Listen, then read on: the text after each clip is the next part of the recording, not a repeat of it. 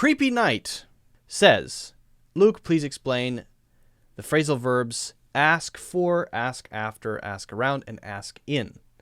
Now, ask in, I have to say that I don't know if that's a phrasal verb. I'm not familiar with it.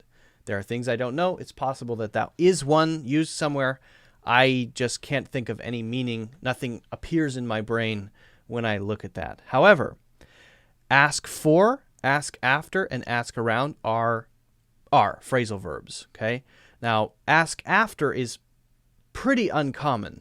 Ask for and ask around are very common. So let's talk about these three.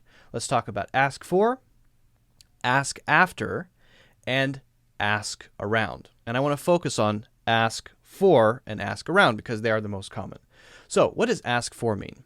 To ask for something is to request something, to hope someone will bring something to you, to give something to you, right? Or maybe you say what you ordered at a restaurant. For example, I asked for blueberry pie, but you brought me apple pie.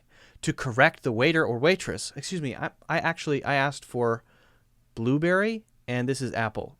Do you think you could change them for me? Oh, thank you so much. Right? To request. It's similar to request, okay? Now we can ask for all sorts of things. I asked for an interview. An interview could be a non-physical thing. Well, it's non-physical in that you don't get something, but it is physical in the sense that you meet someone, right? So we could say, I asked for an interview, but they refused me, or I asked for an interview and I got it. My interview is next week on Tuesday, okay? So it's similar to request there as well, okay? All I'm asking for is a little respect. This is, again, a non-physical thing. Respect, is that physical? No. But I am requesting that you respect me. I feel disrespected. I feel that you don't respect me as a person, my choices. All I'm asking for is a little respect. Okay, that's a very common thing to say. So I want that. I'm requesting that. It's extremely common for physical things like blueberry pie, for non-physical things like respect, and even for physical, non-physical things like a job interview. Those different types of things. Is it formal or informal?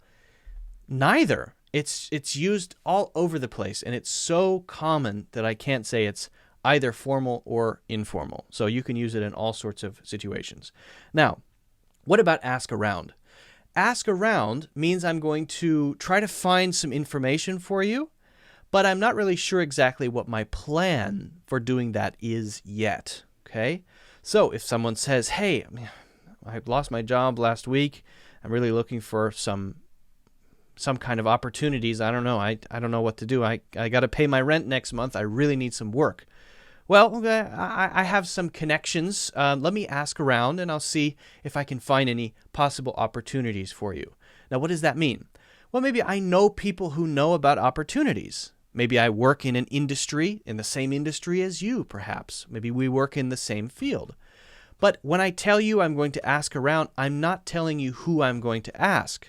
That doesn't mean I'm hiding that from you, but it probably does mean that I haven't decided exactly which person is the best person to ask or which people are the best people to ask. So I might just say, I'll ask around. It's a general way to say, I'll get back to you. Now I don't have the answer. I need to talk to some people before I give you the answer. I will give the answer to you after I do that process of trying to find out by talking to people that I know, whoever those people may be. That's basically the idea of asking around, okay? Now, what about ask after? Now, this one is really not common, but it's basically making an inquiry about the state of someone.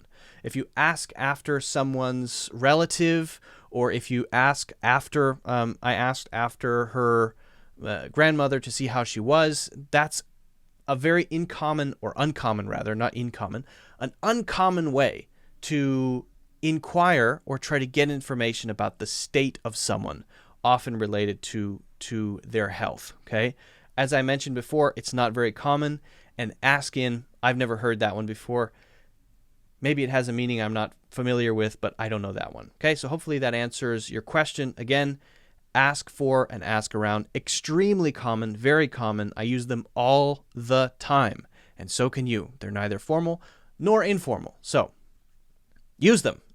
And don't forget, if you haven't already, hit the like button, number 1. Number 2, subscribe so that you can see future videos and live classes. Number 3, check out the courses in the links in the description so that you can study more seriously, grammar, pronunciation, all sorts of things like that.